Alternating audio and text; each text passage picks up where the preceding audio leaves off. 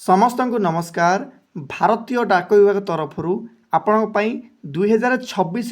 सबुठ बड़ नियुक्ति आपण आसी सारी फाइनाली जीडीएस 28,740 गोटी पदवी आसी यार ऑफिशियल नोटिफिकेशन भी आपण सामने अच्छी। ए वर्ष वैकेंसी सब बड़ खासियत कौन ना सर मैक्सिमम वैकेंसी आपण आसी एथिरे आपण को तीनोटी अलग अलग पोस्ट देखा मिली जमीक आप ग्रामीण डाक सेवक ब्रांच पोस्टमास्टर एवं असिस्टेंट ब्रांच पोस्टमास्टर पदवी। यही पदवी रे उभय पुरुष और महिला दी जन अप्लाई करेंगे। एथिरे कौन सी एग्जाम हुए आपण मैंने समस्त जानते डायरेक्टली आपण मानक सिलेक्शन से मैंने करेंगे सीधा सड़क भाव में केवल फॉर्म अप्लाई करेंगे एवं चाकरी करेंगे। जो मैंने भावुं कि सार जदि एटा मेरिट बेस्ड सिलेक्शन तो कटअप तो बहुत हाई जाऊथिबो किंतु बंधुगण मात्र 55% रे भी पिला माने चाकरी करिसंती। टिके संपूर्ण वीडियो को देखंतु एवं सिलेक्शन प्रोसेस तार भी जानतु टोटल डिटेल तापर आपण माने जानि परिबे। आ हां मोर मोटिवेशन पई गोटे छोट लाइक निश्चित कर देबे। एथिरे योग्यता आपण केवल 10th पास रहिछि एवं बयस होउछि 18 रु 45 वर्ष भितर आपनकर हेति आवश्यक। एठी गोटे कथा मु ऐड करूछि वैकेंसी वर्ष को 2 थर आसुछि माने ए वर्ष भी आपनकर एबे वैकेंसी आसिला पुणी आसो केवे सर ना जून जुलाई बेलू आप आउ थे वैकेंसी आसो यार तो यहाँ आप समस्त जानी रखु विदाउट एनी एग्जाम रे आपण को सरकारी चाकरी गोटे मिल तो मु गोटे 5टी गुप्त ट्रिक आपण मानक ए भिडियो कही रखुची। टीडीएस चाकरी करने 5टी गुप्त ट्रिक रही मु भिडियो आपन को कहबी जोटा कि आपण माने सिलेक्शन 100% आपण माने पाइजिबे। मन रखु बंधुगण एथर सिलेक्शन प्रोसेस आपणकर एसडीवी मेथड रे हबो। यह ऑल इंडिया वैकेंसी सत कथा जनरल ओबीसी एवं ईडब्ल्यूएस पिलांपाई एग्जाम फीस हूँ 100 टंका। एससी एसटी एवं फीमेल मानक कौन भी देय नहीं तो यहाँ आपण मैंने समस्ते जानी रखु। जनरल कैंडिडेट्स माने 18 रु 40 वर्ष पर्यंत अप्लाई करेंगे। ओबीसी 3 वर्ष रिलैक्सेशन अच्छी। एसटी एससी कौन 5 वर्ष एक्सट्रा रिलैक्सेशन रही है आपण मैंने तो जानी ऑलरेडी किंतु इम्पोर्टाट डेट भी आप सामने रही 31 जनवरी 2026 रु आपण माने बा काली ठरू अप्लाई करेंगे किसी असुविधा ना। लास्ट डेट किसी केबे सर ना 14 फेब्रुआरी 2026 माने मात्र 15 दिन आपको समय देछि तो आ भितर आपण माने अप्लाई करेंगे एवं सर्टलिस्टेड कैंडिडेट्स नेम बा जो प्रथम से माने रिलीज करेंगे सेटा होछि 28 फेब्रुआरी दिन ही आपण माने देखि परिबे। माने टिके विचार करंतु आपण निजे मात्र 10 दिन भितर ही आपण माने निजर जानी परिबे कि चाकरी हैला कि नहीं बा आगु को मु सिलेक्टेड हेछि कि नहीं। वर्तमान 5टी बेस्ट जो टिप्स अच्छी से शुणी रखु जहाँद्वारा कि आप 100% सिलेक्टेड हेबे। किसी पिला बर्तमान डाउट थी कि सार मु ओडिशा पिला मु कौन अन्य राज्य अप्लाई करि कि बिल्कुल आप अप्लाई करें किंतु आपण माने किछि एथिरे शर्त अच्छी से गुड को सब जान रखु। समस्ते मन रखिथे सर्कल वाइज रे सिलेक्शन हम माने ऑल इंडिया बेसिक नुहे माने जो राज्यर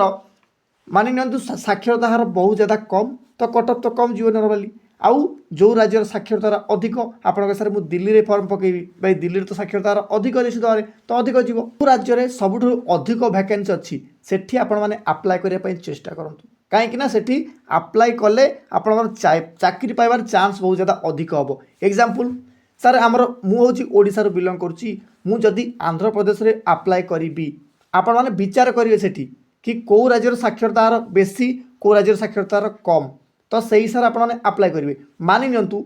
यूपी आप 3000 वैकेंसी अच्छी ओडिशा हूँ 1000 वैकेंसी तो आप निजे विचार करूँ चाकरी कर चांस कार अधिक यूपी वाला ना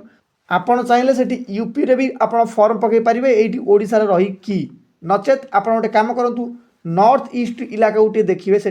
पूर्व थरक मात्र 50% 45% चाकरी हो यार कहीं सेठी लिटरेसी रेट बहुत ज़्यादा कम पिला पढ़ा लिखा बहुत ज़्यादा कम से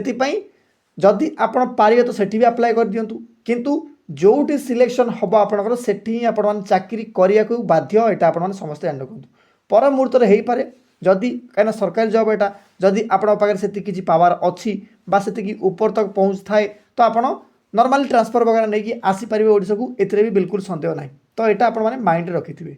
सेकेंड ट्रिक कौन ना सर सबुठ अधिक वैकेंसी जोटी डिवीजन रे अच्छी डिवीजन माने कौन सर जिला भी आपड़ कहींपर सपोज करूँ ओडिशा बर्तमान केतटा ना सर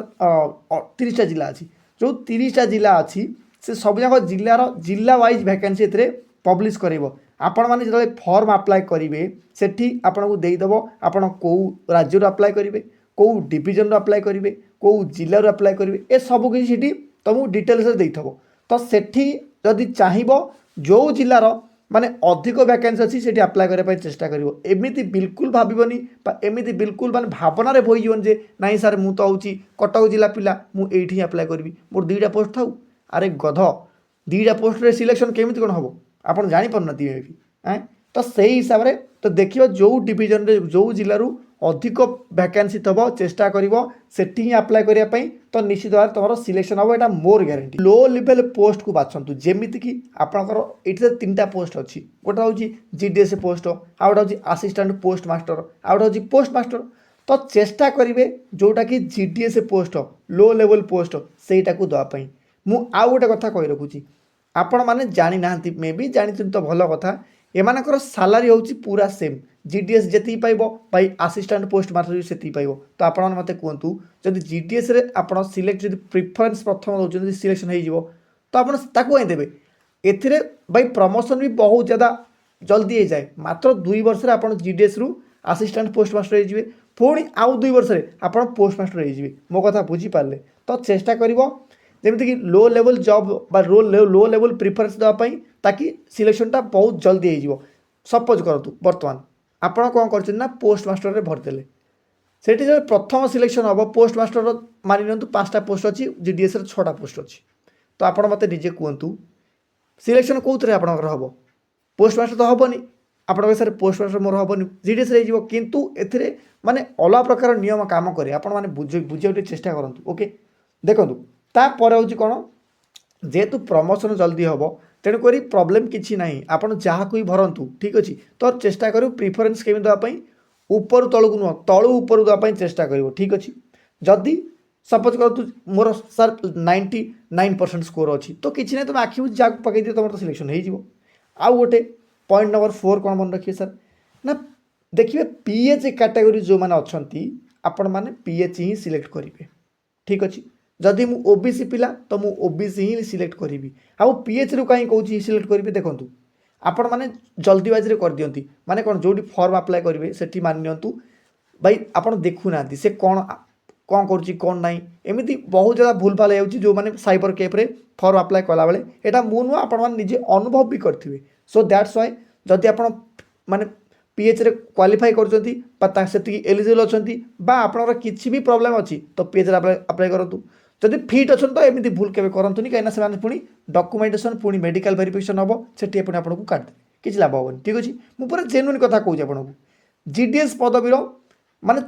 4 ରୁ 5टा मेरिट आसे आपण मैंने ए सतर्क रहे माने कौन 28 फेब्रुआरी आपंकर फास्ट मेरिट लिस्ट मैंने रिलीज करदे किंतु जो मैंने देखिए अरे सारे आमर तो ये ना आनी घरे बसीज भाई एमती भूल करनी कहीं तापर से माने सेकेंड मेरिट लिस्ट रिलीज करेंगे हो पारे 8 दिन 10 दिन पर पुणी थर्ड करेंगे पुणी 4th करेंगे पुणी 5th करेंगे सो 4-5टा से मेरिट लिस्ट आसे तो से हिसाब से देख जदि फास्ट लिस्ट न आसी मुझे जानी फास्ट लिस्ट कट ऑफ अधिक जो आप जानी क्लीयर कथा सेकेंड लिस्ट अपेक्षा कर पूरा लास्ट लिस्ट की अपेक्षा कर कहीं एग्जाम्पल भी अच्छी पूर्व थरक गोटे पिला आसी मुंड बाड़िला मो पाखे सार कौन करी मोर सिलेक्शन होता किंतु बर्तमान डीवी डेट आसी मु कौन करी भाई मुझे कौन करी डीवी डेट जो तुम पलि जाइए मान 2 दिन पर से देखला कि सर मोर लिस्ट ना अच्छी पुणी थर्ड लिस्ट ना था से पिलार आप निजे भावतु यार कौन पूरा ता जीवन बर्बाद हो गला ना कम से कम यार टैगलाइन तो हटी जाता भाई बेकारी बोली ठीक ना भूल अच्छी तो से आपण मैंने फास्ट लिस्ट जब ना न आसी आपने व्यस्त हेनी जदि फास्ट लिस्ट रे ना न आसी आपण मैंने सेकेंड लिस्ट को वेट करेंगे ठीक अच्छे समस्ते कन्फर्म कहीं आपण मैंने जानते डीपीएस मेथड रे हम सॉरी आपंकर एसडीबी मेथड रे हम बर्तमान सर एसडीबी मेथड कौन देखो पूरा क्लीयर कर दूसरी यार मतलब